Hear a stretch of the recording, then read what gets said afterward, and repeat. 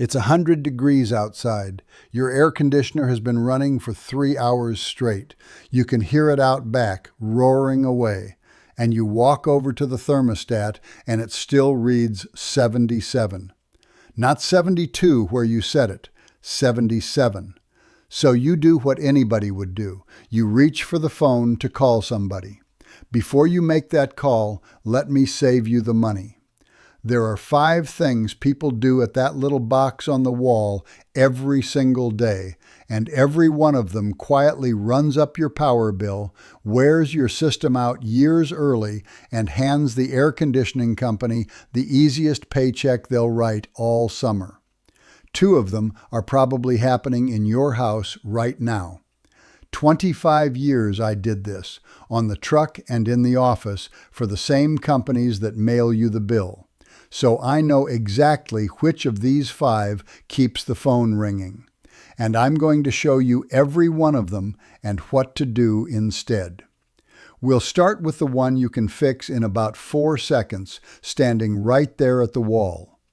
Look at your fan setting. It says one of 2 things, auto or on. If yours is set to on, you're paying for a mistake most people never even notice they're making. Here's the difference. On auto, the fan only runs when the system is actually cooling. It kicks on with the compressor, and when your house hits temperature, it shuts off right along with it. Set it to on, though, and that fan never stops. It runs 24 hours a day, cooling or not. Most people set it there figuring they're getting better air, more even temperatures around the house. Sounds reasonable. But 2 things happen, and neither one is in your favor. Quick thing before we move on. All of this, cooling and heating both, the price math and the exact questions to ask, it's in one plain guide over at raydutton.com.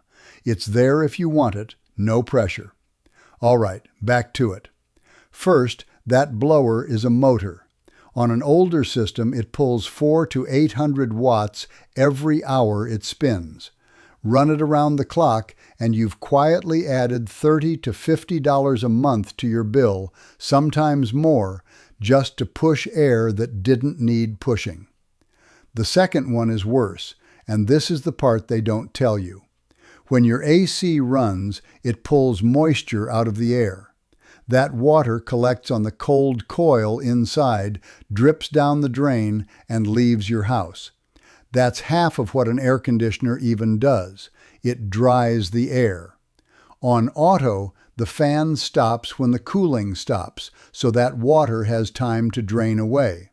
But leave it running, and the fan keeps blowing over that wet coil after the compressor shuts off, and it picks that moisture right back up and blows it into your rooms. The house feels damp, sticky, and a sticky 74 feels warmer than a dry 74. So what do? You walk over and turn the thermostat down. Now you're running the whole system harder to fix a humidity problem you created with a fan switch. Your HVAC guy might even tell you to leave it running for better air quality. Out in a dry desert climate, maybe. But anywhere it gets humid, he's not mentioning the moisture that fan blows back in. And here's where it turns into a real bill. That damp air pushed through your ducts day and night is the exact condition mold likes. So a few months on, your air feels off, maybe smells a little off, and you call somebody. They walk the house and tell you what you need is a duct cleaning, or an ultraviolet light, or a whole home air purifier. $1,200 to $1,800 for a problem a fan switch started. Set it to auto. If you really want the air stirred for filtering, a smart thermostat has a circulate mode that runs the fan a few minutes an hour instead of all of them. But for almost everybody, auto is the answer. That first one's a switch. This next one is a belief, and it might be the most common belief there is. You come home, the house is hot, so you set the thermostat way down. Instead of 74, you punch in 65, figuring the lower you set it, the faster it'll cool. I understand why that feels true. It is completely false. Your air conditioner has one speed. It's either running at 100% or it's off. There is no faster. Setting it to 65 doesn't make it blow colder air, and it doesn't move more of it. All it does is make the system run longer, right on past the temperature you actually wanted, down to a number you're going to be uncomfortable at anyway. So it overshoots. The house gets too cold. You get up and shut it off, and you've swung the whole house temperature around for nothing. Every degree you set below 78 in the summer adds roughly 3%, sometimes more, to what that system costs to run. Punch it down 10 degrees for the afternoon, and you're just wasting money with no faster cooling to show for it. Set it to the temperature you actually want to live at and walk away. It reaches that temperature exactly as fast either way. Number 3 costs you while you're not even home. A lot of folks pick one temperature and leave it there, all day, all night, every day. 72 in the summer, and it never moves. Feels efficient. It isn't. When you set one temperature and never touch it, your system is cooling an empty house all day while you're at work and cooling you down to daytime temperatures all night while you're asleep under a blanket and don't need it. Here's what I've watched that do to a power bill. Let the house come up 7, 8 degrees while you're at work and nobody's home to feel it, and you'll knock about 10% off your cooling for the whole year.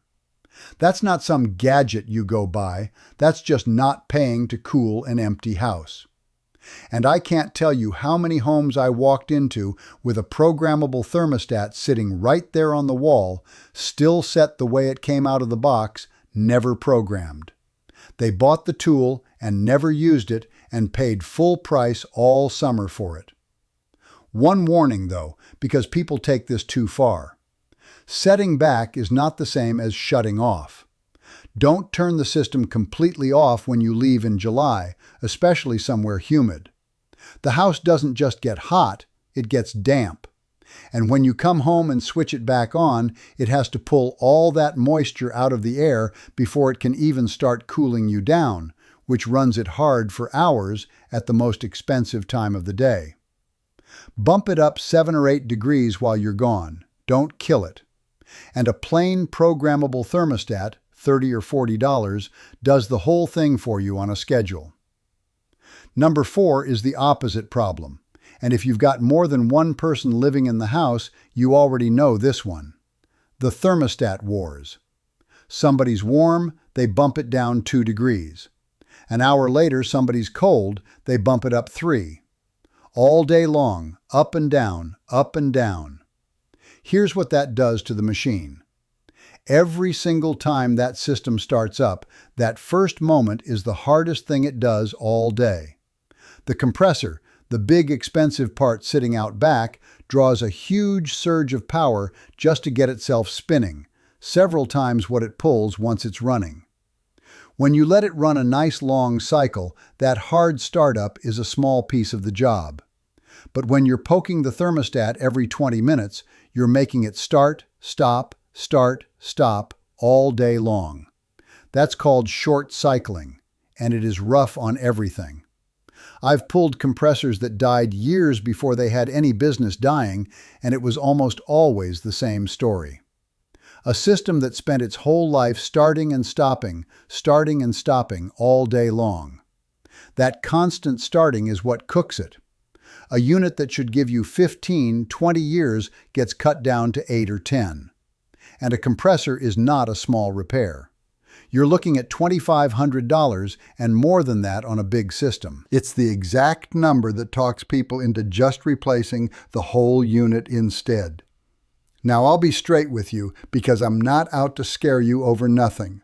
Most thermostats built in the last decade or so have a protection delay in them, a little timer that won't let the compressor restart for a few minutes, and that saves you from the very worst of it. So one bump on a hot afternoon is not going to blow up your compressor tomorrow. This is slow damage and wasted power, not an emergency. But the fix is dead simple. Treat the thermostat like cruise control, not a gas pedal. You set the speed and you leave it. Pick a temperature the whole household can live with and stop driving it. And that brings me to number 5. This is the big one. It's the habit that had you reaching for the phone at the very start of this video. It's the one that gets people to pay for a service call they never needed, and I want you to have this before it ever happens to you.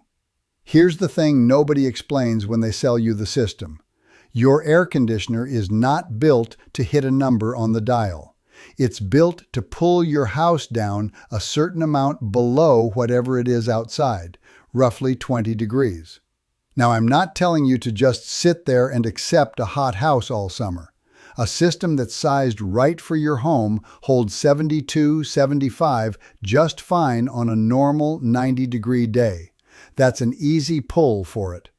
What I'm talking about is the worst days of the year, 100, 105 outside. On those days, 20 degrees below lands you right around 80, and if you've got it set to 68, that system is going to run non-stop and never get there. Not because it's broken, because you're asking it to do something no air conditioner can do on the hottest afternoon of the year. And this is where it costs you real money. The house won't hit your number, so you figure the AC is dying and you call. The tech comes out, a service call runs you 75, maybe 150 just to pull in the driveway. And on a 100-degree afternoon, he is going to find a system running hard and running warm, because that is exactly what every unit on the block is doing that day. And now you'll buy whatever he's selling. It's low on refrigerant. It's undersized. You really ought to think about a new one. When the honest answer was, it's 100 degrees out, your air conditioner is fine, wait for the evening and it'll catch up. So think back to that afternoon at the start, the unit roaring out back, 77 on the dial. That was not a broken air conditioner. That was a hot day, and a phone call that would have cost you a whole lot of money for absolutely nothing. So let's put all 5 together, because every one of these you can handle yourself today for free. Walk over and set that fan to auto. Set the thermostat to the temperature you actually want to live at, not colder to rush it. Bump it up 7 or 8 degrees when you're out or asleep, but don't shut it all the way off. Quit poking it every 20 minutes. And on the hottest days of the year, expect about 20 degrees below whatever it is outside and let it be. Now, when should you actually call a real pro? When the house can't hold a comfortable temperature, even in normal weather, not just in a heat wave. When the air out of the vents is warm instead of cool. When you see ice on the lines or the unit won't start at all. Those are real problems and they're worth a look. And when a tech does come out and tells you the system can't keep up, ask him one thing. Ask him what the temperature drop is across the coil. The difference between the air going in and the air coming out. A healthy system pulls that air down somewhere around 15 to 20 degrees. If he can show you that number is fine, then your system is fine, and your problem is the weather, not the machine. Don't let anybody sell you a brand new unit on the hottest afternoon of the year without that number in your hand. Do me one favor. Tell me down in the comments what you keep your thermostat set at in the summer and what your last power bill ran you. I read every single one, and I'll tell you if you're paying more than you need to. I'm Dutton. Keep your cool, and I'll see you in the next one.